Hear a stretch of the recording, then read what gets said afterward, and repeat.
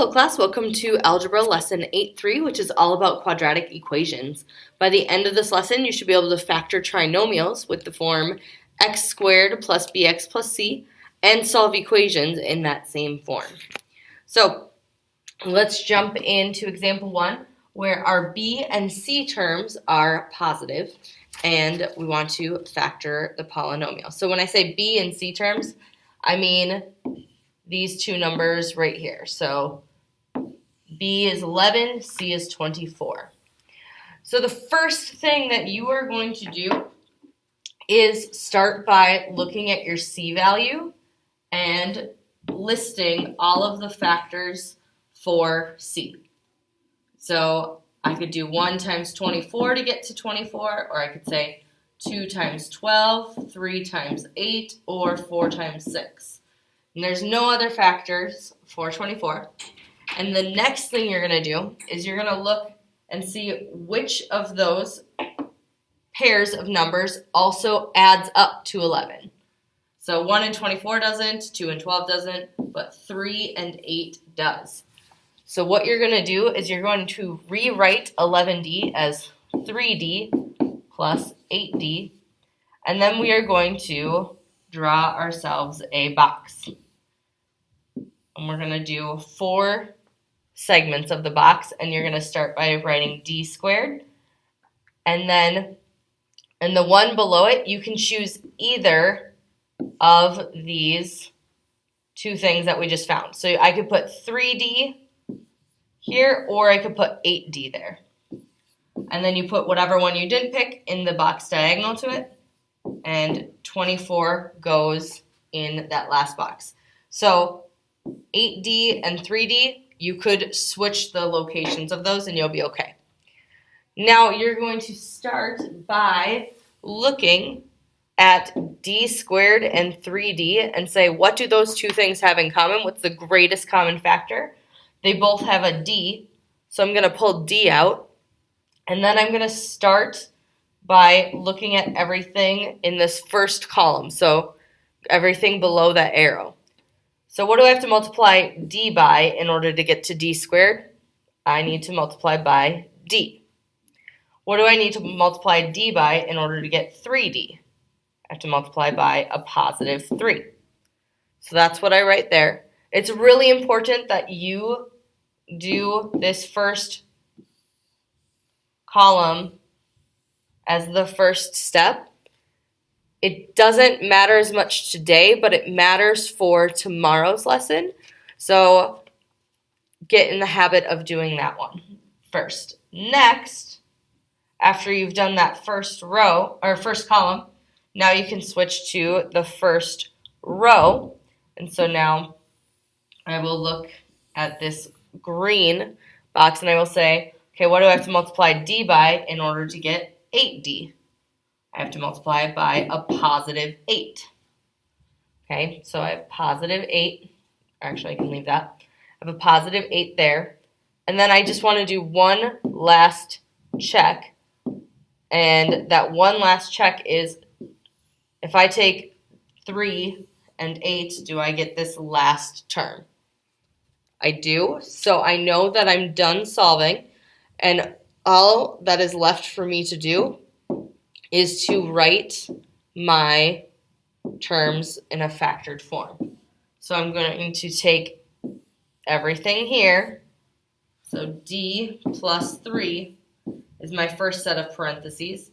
And my second set of parentheses is d plus 8, because it's everything along the top. So there you go for the first one. Excuse me. That is the method that I'm going to use to teach you the more complicated version of this. However, if you want the shortcut, what you can do is say, okay, I need two numbers that multiply to my last and add to my middle. So what multiplies to 24 and adds to 11? If you can figure that out mentally, you could say, oh, I know that 8 and 3, so you could go straight to this step. If you're not quite there yet, that is okay. I still want you to, even if you can do all of this mentally, I want you to practice the box method for at least a few of them. So that way, when we move on to harder things, this will be not something that's super challenging for you. All right, so we have this first problem for you to try on your own. Good luck. All right, hopefully for this first one, you were able to figure out that the answer would be x plus 2 times x plus 1. Or you can flip-flop the order of those and say x plus 1 times x plus 2. It's the same thing. Now let's try another one where this time we have a negative in front of our b term.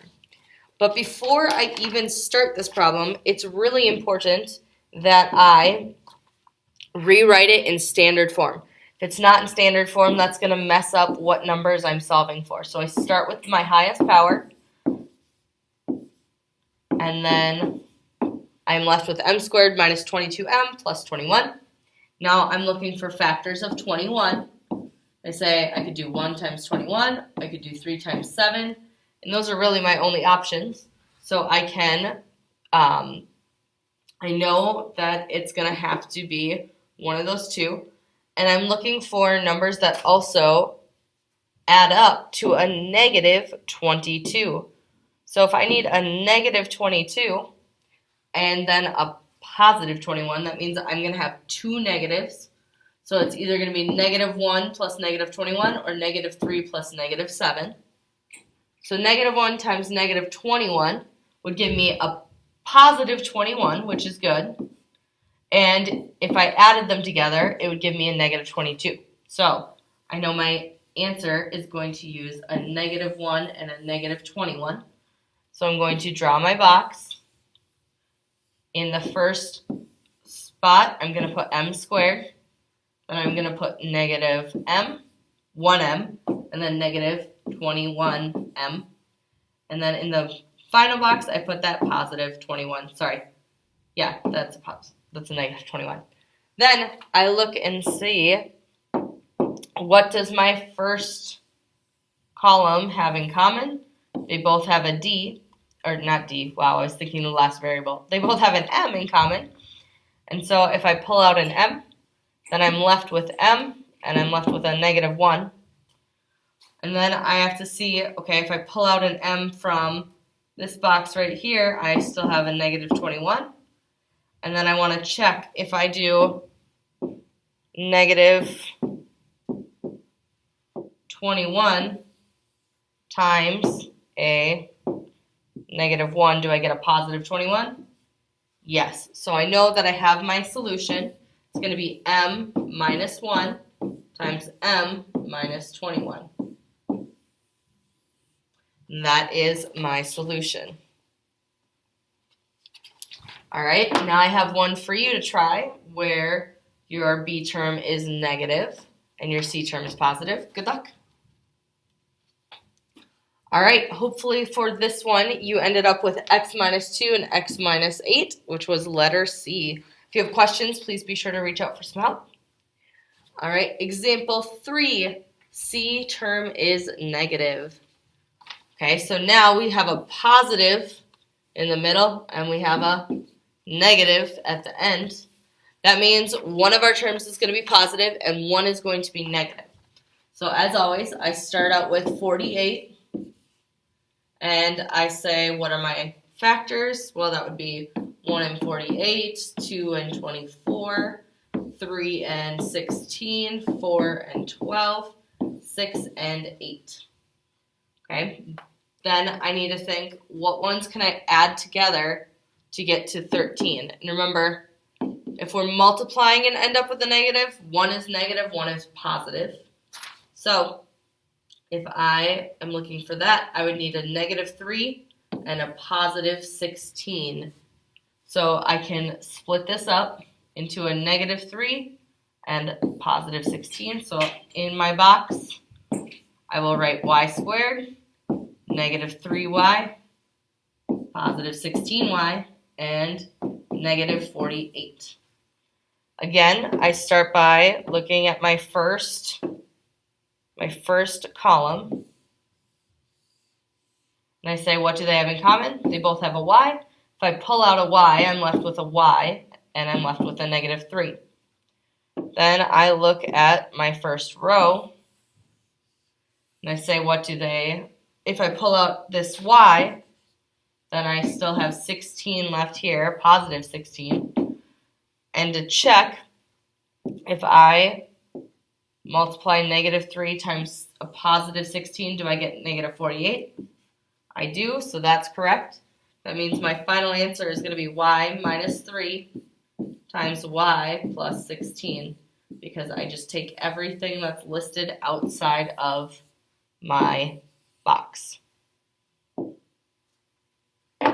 Okay, so now I have another problem for you guys to solve on your own. Good luck. All right, hopefully for this one you ended up with x plus 5 and x minus 1. Why don't you go ahead and solve one more on your own. This one's a little different because this time our c is negative and our b is negative. So see if you can figure out what you'll do there. Good luck. Okay, hopefully for this last one here, you ended up with x plus 3 and x minus 8. If you have questions, be sure to reach out for some help. And let's look at what it looks like to solve equations by factoring. So in order to solve equations by factoring, we have to set it equal to 0.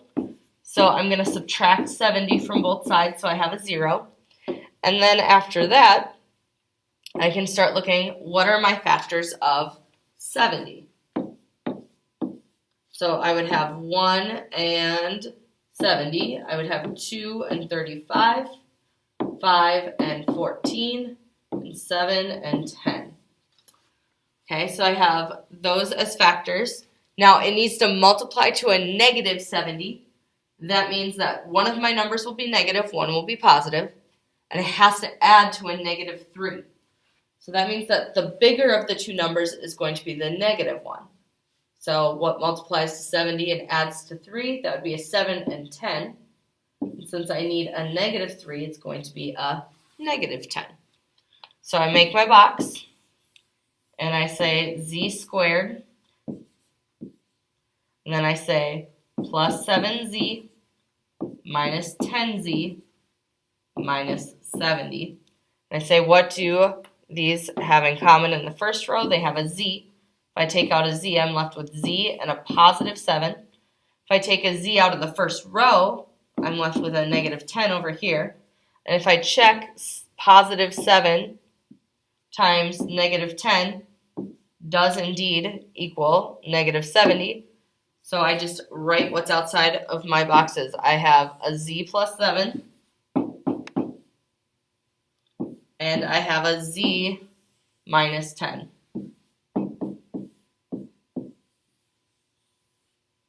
And those are the two factors, except I'm not done because I'm solving an equation. I'm getting ahead of myself here. We still have equals 0. Now in order to solve this, we need to set each of the parentheses equal to 0. So everything inside one of the parentheses, so that would be z plus 7 equals 0, and then z plus 10 equals 0, and I'm going to solve both of those. They're just one-step equations, so I subtract 7 from both sides. I get z equals negative 7, and I would, this was a negative 10. Z minus 10 equals 0, so then I would add 10 to both sides, and I get z equals a positive 10. So these are my two solutions for that equation. I could plug in a negative 7, or I could plug in a 10 and end up at 0. Okay. Now you have a problem that you can try on your own. Good luck.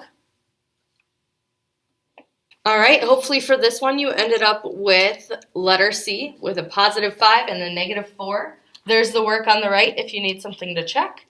And let's move on to our last example. So we have the height of a parallelogram. So remember, a parallelogram looks something like this, and the height would look like that. The height of the parallelogram is 18 centimeters less than its base. If the area is 175 square centimeters, what is its height. So all I know about the height is it's 18 centimeters less than the base. But since I don't know what the base is, I'm going to call that a b. And then that means the height is b minus 18. The way you find the area for a parallelogram is just base times height. So I'm going to say 175 equals my base times my height, which instead of using h, I'll plug in b minus 18. So if I distribute that b, I get b squared minus 18b. And then I need this to be equal to 0 so I can solve it. So I say b squared minus 18b minus 175. So then my next step is going to be, what are my factors of 175? And this might take a lot of guess and check on the calculator. So 175 can be 1 and 175, 5 and 35, or 7 and negative 20, or 7 and 25. What ones can add together to get a negative 18? That would be a positive 7 and negative 25. So my box, I'm going to have b squared plus 7b minus 25b, and then minus 175. Okay, so if I pull a b out, I still have a b left here and a positive 7. If I pull a b out, I still have a negative 25 up here. 7 times negative 25 is negative 175. So my equation, or my factor, is b plus 7 times b minus 25. That's equal to 0. So if I solve from there, I would say b plus 7 equals 0, or b minus 25 equals 0. Solve for both, subtract 7, and have b equals negative 7, or to have b equals 25. And since we don't have negative distance isn't a thing, you can cross that answer out, and we know that the base is 25, but the question isn't about the base, the question is about the height. So the height of the parallelogram, remember, is the base minus 18. So the height equals 25 minus 18, or the height equals 7 centimeters. If you have questions about that, please be sure to reach out for some help. And this last problem is for you. You don't actually have to solve it the way that we've been solving this far in this video, but I thought it was a good problem for you guys to think about, just to get some problem solving skills. So if you solve it a different way, I'm okay with that. Good luck. All right, hopefully for this problem, you guys ended up with letter B, 6 by 8.